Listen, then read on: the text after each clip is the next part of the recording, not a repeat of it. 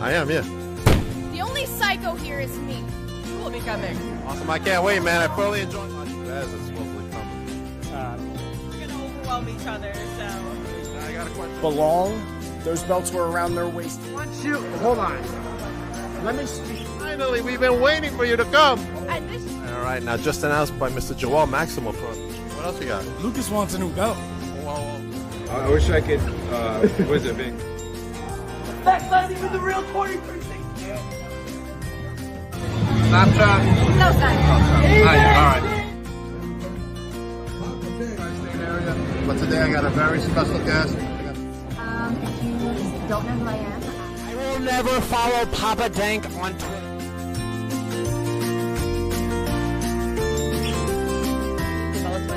Have been my favorite wrestlers, and it's like the first time.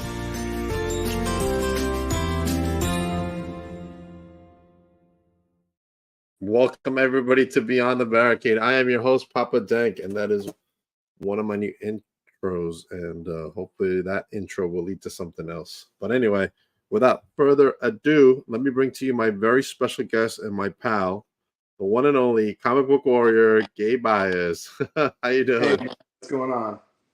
What's going on, brother? I'm excited. A new year. I'm back. I'm glad to be back on the show. Seeing you, my buddy, my pal, my best friend. It's good to be back. That's a song, isn't it? My best friend. People let me tell you about my best friend. My best friend. All right. Enough of that. All right, let's go into some projects you got going on. First up is Shock Collar, Sunday, January 28th. Yeah, man. Tell me about what's going on. You're in the number one contender tournament, huh? Yeah, I'm in the number one contender tournament, and I'm seeing a lot of people that are in the tournament. Some I respect, some I hate with the passion. But there's a story behind this that where I need to push myself and win this, because I don't know if I've told you this story on this podcast before, but I'm gonna repeat it. So a couple of years ago, I won a Rumble, which gave me a contract that guaranteed me a United States Championship match. When I finally cashed in, I sadly lost. And at first, I accepted it. The Bearman got me that night. But only because I am so irritated. It's only because the champion the following month vacated the title. Not due to any injuries, not due to any thing going on. He just thought that the U.S. title wasn't even worth his time. And it kind of ate me away inside. I let people down just so a man who's supposed to be a champion can't fight or defend it due to his own ego. And it broke me. And that's where I kind of built myself up. I don't know if you've kind of seen, I've put on a lot of size since then. And yeah, I want to go bulking up. I want to face Pittman for the title. I see you've been bulking up, pal. Hitting that gym hard. Yeah, right now I'm around 230, 235, and I'm really happy where I'm at. And then I'm going to basically, I'm going to throw probably the biggest guy in the tournament. I've been out of the gym. I pulled my muscle on my right arm, man. Was it the bicep? Yeah, right up here. Oh, that sucks. Yeah. I think I'm going to go tonight, I think. Just be sure to ice that, or icy hot. Yeah, what I'm gonna do is just do light stuff with my arms. Yeah, legs and everything else I can do fine, but anything with the arms is too light. Yeah, just to stretch it out. All right, let's talk about this project. ACW. Let's talk about this. ACW, American Coliseum Wrestling. The Vigilantes take on Death Row. Man, this one I'm really excited for. Another title opportunity, but this one I get to do with my buddy, my best friend, to now outside of you, to now walk. And we take on two guys who actually represent everything that the Vigilantes are supposed to fight against. Greed, corruption, destruction, chaos, you name it. Death Row is the epitome of it. They do what they want. They don't care who gets in their way. They don't follow any rules but their own. But now justice has found them in the form of the vigilantes, and I promise you, we are going to throw everything we have at them, including the kitchen sink, so that we can become ACW Tag Team Champions, my friend. Nice. All right. You got a full plate coming up, man. Yeah, I know. I got a full plate. That's why, like right now, like I'm putting on more size and I'm working out harder in the gym because here's why: these guys are 7 feet tall, and I want to be able to knock them down as if they're my height. I mean, just in this picture alone, man, you look jacked there, bro. Thank you, man. I think like I was beginning my cut then, and now I'm like back on the bulk, and everybody's been kind of noticing it. The weight I've been lifting, the diet I've been doing. I've been eating a lot less red meat. I've been eating a lot more chicken and turkey and fish, and I've been missing steaks so much. Like I just want like a good old like ribeye or something. Good, man. I just had some ice cream the other day. Stop! It's my son's fault. He's like, "Yo, Dad, let's get some ice cream." I'm like, I really shouldn't. He's like, "No, it'll be good." I was like, "All right." And then take. Son pulled the ice cream card. Dang. I know, man. My face is getting chubby, man. I don't know. I hate when my face is chubby, but then again, when it's really thin, I look like I'm sick. So. All right, let's talk about comics, man. Any good comics you're reading recently? So there was one that it's actually a very old one recently. Not any new ones. I've been reading this old series. It's called Armor Wars. It's an Iron Man series. Yes. And for those that are not familiar with it, they're actually working on a Marvel adaptation of it, I believe. Yeah, a full-length feature film. Yeah, which I'm like 50-50 on that right now. We were talking about this before the show started, but yes. But this is about like Tony Stark finding out that his tech is actually being used for corruption, and he's taking it on himself to kind of like stop everybody from using his tech. And also at this time, he had a weird mullet look, and people didn't know Tony Stark was Iron Man. Everybody thought Iron Man was Tony Stark's bodyguard, which I thought was a weird concept. Yes. Like, oh, Iron Man's here. Where's Tony? Oh, I flew him away. What? Like, you just entered. That's right. Sometimes he used to program it, and it'd be like next to him. And wouldn't do and then literally, like, it doesn't say anything, and they're like, "Wow, he's a lot more chatty." Yes, he's right. Now the movie would be obviously Tony Stark after Endgame is no more. Yeah. It would focus really on the James Rhodes character. Yeah, and I feel like after Secret Invasion, I feel like that's where they're gonna go with it. Like Rhodey doesn't know what happened after Civil War. All he knows is that Tony's dead, and like his tech was used, like Mysterio in Far From Home. They used his tech for his own personal gain. So he's basically like figuring out a way to kind of honor Tony's memory as well as like keep the tech out of villains' hands, and which is like a really good story. If they do it right, because right now I'm kind of like getting mad at Marvel for these films. Like the Marvels, I hated. I don't even know why I tried to watch it. Really, you hated it? I hated it, and the only person that I feel like was close to the character itself was Miss Marvel. Miss Marvel, I think she was the best part of the film. She honestly is. Like, and the best part about it is she's actually one of the few that are actually complaining about how the characters are, and she actually said, even though I want to, it's not my place to argue with Kevin Feige because he's the guy that's writing, in charge of everything. So like, and she's just doing what she's told, but she wrote all the Marvel comic books, and I hope to actually maybe one day Comic Book Warrior talk to Miss Marvel, the type of podcast would where we talk about the issues with Marvel today and stuff like that. But Disney. Why don't they just put her in charge? She seems to know everything about it. Yeah, I know, right? Put someone who actually knows the source material. Yeah, the source material. Oh man, I enjoyed Echo. I'm almost done with it. I haven't seen it. I want like I'm 50-50 on it because I have some people that say they loved it and some people that thought like, oh, the one episode was good, but the others were bad.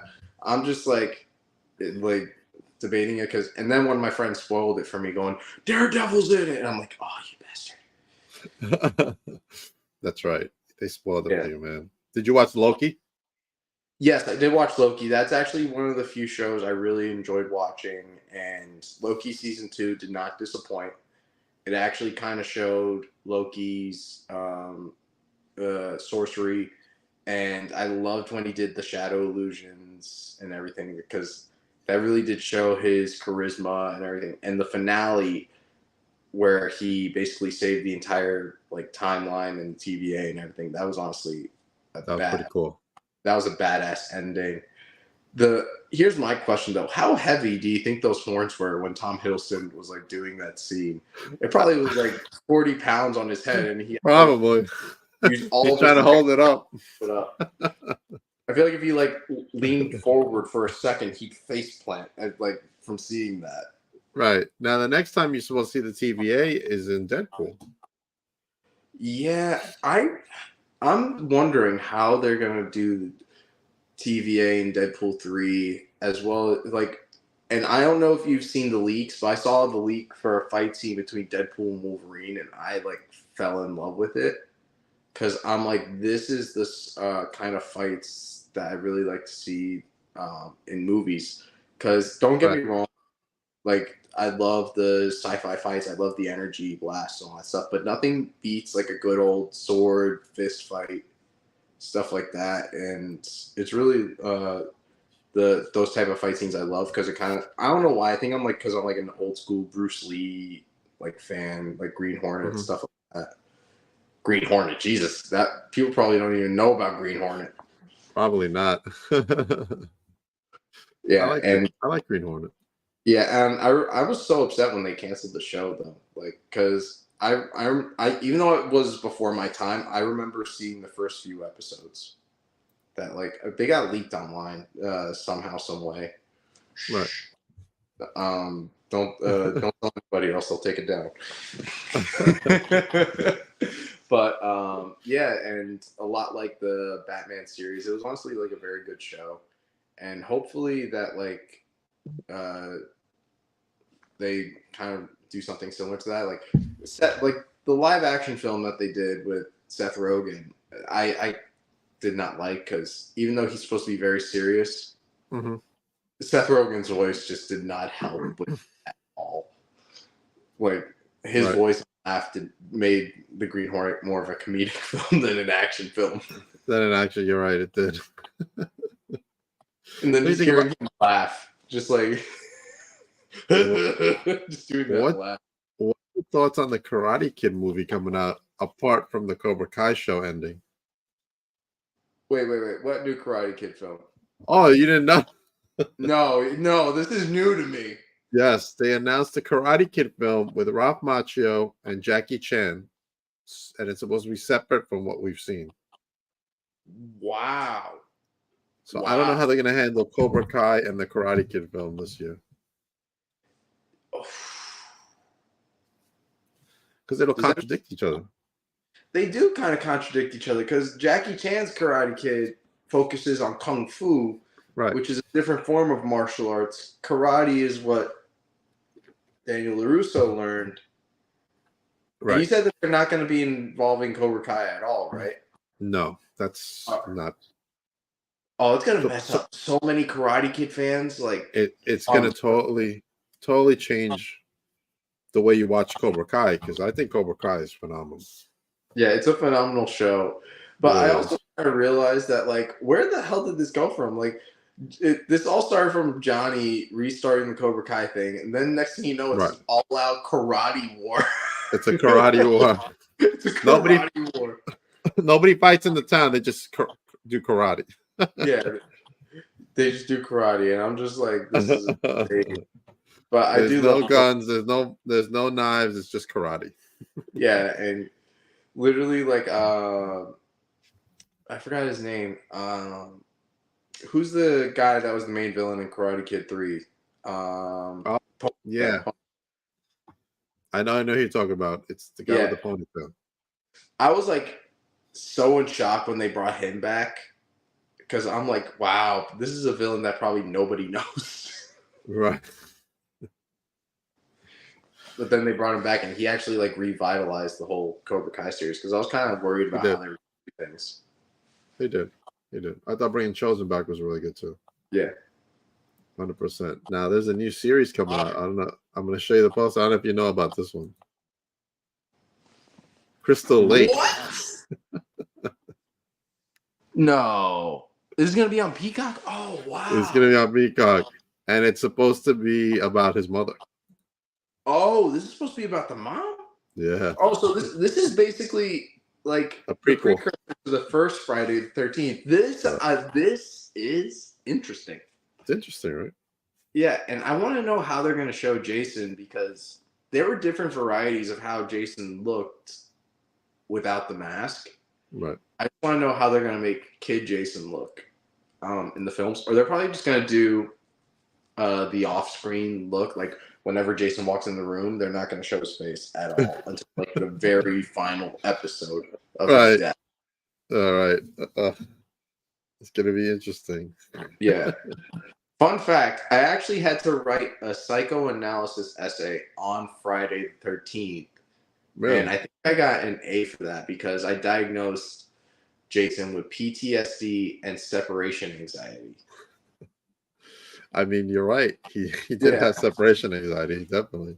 Yeah, and I got an A for that. And the professor's like, how did you know that? And I go, well, he killed people and his mom's dead. So he literally keeps his mom's body in the cabin. So that's one of two things that people should know. And he's a serial killer. So that's a good analysis of Jason Voorhees. What about this Ted, man? Ted is out on Peacock now. I was able to start watching the first episode. Oh, wait. Ted. Oh, my God. I've been like so busy writing my comic books for the Vigilantes, and I haven't had a chance to see Ted. I saw a clip of when him and Johnny got high. And I was dying laughing. It's pretty funny. It really is. I remember when my mom took me to see Ted, and she didn't know anything about the movie. She just thinks it's a nice, cute bear.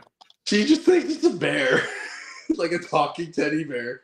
And my aunt knew. She was like, "Oh, we should take everybody to go see Ted." And then like literally like as soon as the movie starts, she just hears cussing and like everything going on. And my mom's like, nope, grabs me, leaves my aunt with my brother in the theater, and we start leaving. And she's like, buys another movie ticket, and we go see The Amazing Spider-Man in the theater next to us. And the worst part was, I grew up watching Family Guy, so hearing Ted talk and the stuff he was saying just made me laugh. And she's looking at me in pure and utter shock, like, why is he laughing at this? When I hear him talk, I'm like, that's Peter Griffin. Because it's the same voice he uses with Peter Griffin. It's the same voice he uses, but yeah, it's like a more like New York pitch to it. In the scene that I saw in the beginning, they're all sitting having dinner, and he's trying to teach the mom how to curse because she won't curse. He's like, come on, say fuck. Come on, say fuck. Come on, say fuck. It's really good, man. From what I saw, it was really good, and my son saw the rest. He said he was great. This is my question though. Like, Seth quit Family Guy, so what's gonna happen now? Like, who are they gonna hire to play like the voices of the show? I don't know. Did he quit Family Guy? He quit Family Guy when the whole SAG strike was going on. Oh wow, they're gonna have to hire an impersonator. Yeah, they're gonna have to hire. There's one impersonator that I think could do it. Mikey Bolts. He could do it pretty good. And what the hell was that? I don't know if that was caught. Loki, don't do it. Is that just your puppy? Yeah, I don't know if it was like a fire truck or whatever, but like there was a horn or something, and my dog's looking at me like I'm gonna howl. I'm like, don't you do it? Don't you do it? Now, are you a Funko guy? I don't know if we covered this before. Yes, I'm a Funko guy, action figure collector, toy collector, and I actually during the Christmas season, you're not gonna believe what I got. I actually got the Turbo Man action figure. That You did? Yeah, I did. Nice. I was so happy. I was like, yes. And every time I held it, like in my hands, I didn't unbox it. It's still in the box. And everybody was like, Gabe, what's going on? And I was like, I got the Turbo Man doll. Just doing the Arnold voice. And I'm trying to get that CM Punk pop, the first one. Oh, yeah. I can't get a good copy of them. Like, they're all got some sort of damage to them. I just keep looking and looking. I can't find them. So what are your thoughts on CM Punk coming back to WWE? I mean, I think it's great for business. If the Young Bucks would have just, put their differences aside to do business, he'd still be there right now. Yeah. Making money for everybody.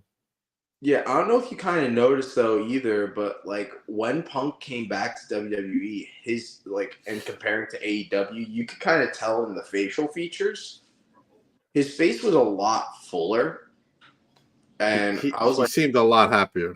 Yeah, he seemed a lot happier, and he seemed less like how he was in AEW. But it was probably because he didn't want to get fired right on the spot. But he seemed to be a lot happier and more open to it instead of wrestling at AEW, because AEW he did not like being there. Apparently, he was begging for his termination beforehand. Right. And then he had the incident with the Young Bucks and Kenny Omega. Then he had the incident with Jack Perry, who I believe is going to be in New Japan now, which didn't make sense because isn't that an extension of AEW now? Now, is he fired from AEW or is he part of still of AEW? I think he's he's just solo in AEW. He's not part of any stable or anything. No, because he hasn't been back since the incident. And then he just shows up in New Japan, rips the contract, and puts Scapegoat on his arm. So is he still employed by AEW, you think? No, because I think that because he's the reason that I think how Khan sees it, he's the reason why CM Punk was forced to be fired, and now he's like, nah, you're done too. You caused way too much of an incident. Okay. I guess we'll see what happens to Jack Perry. But the reason I brought up Funko Pops because they announced some new WWE ones. Yeah, and one of them was CM Punk. I saw that too. No, it's not Punk, but I want to show you some of them right now because these were the specialty ones. Look at that. God. Rikishi, the Hurricane, and finally Sami Zayn. I've been waiting for Sami Zayn. Fun fact, everybody thinks I'm a wannabe Hurricane, and I'm like, nope. No, I don't wear it. Yeah, you don't know. You're not like the Hurricane. But he's the Sami Zayn one. He's wearing the Oos Pop. Yeah. The shirt. He's feeling very oosy in that. That's right. And Heroes Hideout has the first Rikishi signed pops. So when they come out, he's going to sign them there first. Oh, wow. I'm really excited for that then. I might try and go. I ordered one. Wow. As soon as I saw it, I'm like, I need that. Click. For me, I got to kind of take it easy with my collection because right now I'm kind of running out of space. Yeah, me too. So it's either get bigger shelves or take it easy with the collecting. So I'm either going to get myself a higher bookshelf because that's pretty much what I have all my collection on, a bookshelf. I have a whole storage unit full of stuff, man. Oh, I wish I had a whole I wish I could get a storage unit. I'm trying to see what I got nearby to show you, but yikes. Spider-Man. I don't know. My son fucked it up. Hey, what do you think? That's pretty cool, man. I don't know if you can see him too well. I think it's Holland. Yeah, it's Holland. Yeah, it's Holland. I kind of see the suit emblem on the. I'm about to turn off the green screen. Yeah, man. They also announced a new Kurt Angle, a new Cody with the bruise on his thing. Oh, the torn back. Yeah. Yeah, that was a great match, and the fact that he wrestled with a torn pec still amazes me. That shows how dedicated he was in that match. But Yeah, man. love watching that match. And people are like, "Hey, what was your reaction to the torn pec?" And I go, "To be honest, I couldn't look." He's just in general, he's dedicated, man. Yeah. AEW is lost. Yeah, like he had to, like he said, he had to let go of his baby so that he could do what was best for him. And going back to WWE was probably the best bet for him. And hopefully he gets to finish his story with Roman. I don't know. They threw the Rock in there. I don't know what's gonna happen. Fatal 4-way?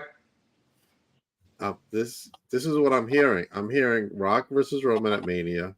Yeah. And then when Survivor Series rolls around, it's supposed to be at the Garden, and it's supposed to tie into Dusty. Oh, okay. So, yeah, that's what I'm hearing. And then he would also break Hogan's record. Man, the fact that Roman's held the belt for so long is crazy. It's like crazy. it's honestly a real experience. I'm gonna try to beat Roman's record myself with my own championship. See, the 23-6 title. I'm coming for that title, man. Whoa, take it easy. I had the owner of Titan Championship Wrestling eyeing me down, man. I had to tell him, "I'll see you later." You're like, nah, not today. Not today, buddy. Not today. Hey, man. Even owners of wrestling companies want to challenge me. Oh, whoa, man! Bosses want the gold now. Bosses want the gold. It's the most coveted title in all of YouTube. So yeah, they're trying to be like when Vince McMahon held the ECW title right now. That's they got their do-rag on standby. Imagine, oh man, I don't know. I don't know if I can see the owner of Titan wearing the do. That would be and the black top. Oh no! Yikes! That's crazy, man. That's crazy. Now I'm getting like mental pictures of him walking down like with the title with the do-rag on, doing the freaking like the walk too.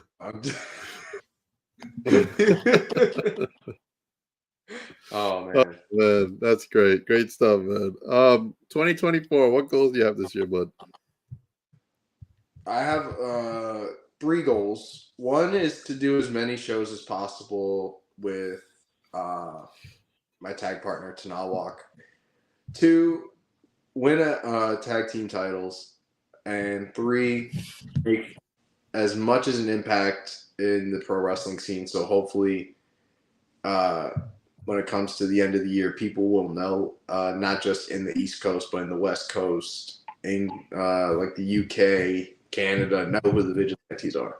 Because I used to try and do this for me, but now I have a buddy that I truly love hanging out with. I love training with, and he's like one of the best guys to ever rely on. He's loyal to the end, and he truly helps whatever he can, and whether it's editing promos. Like literally, he just edited a promo for ACW for us, and he's one hell of a guy. Like he puts his heart and soul in the business, and I hope soon that like we get our rise going on throughout the year, because the year's just beginning, and hopefully soon we get gold around our waist everywhere we go, because he's a phenomenal wrestler, and I want to try and take the vigilantes to higher places every step of the way.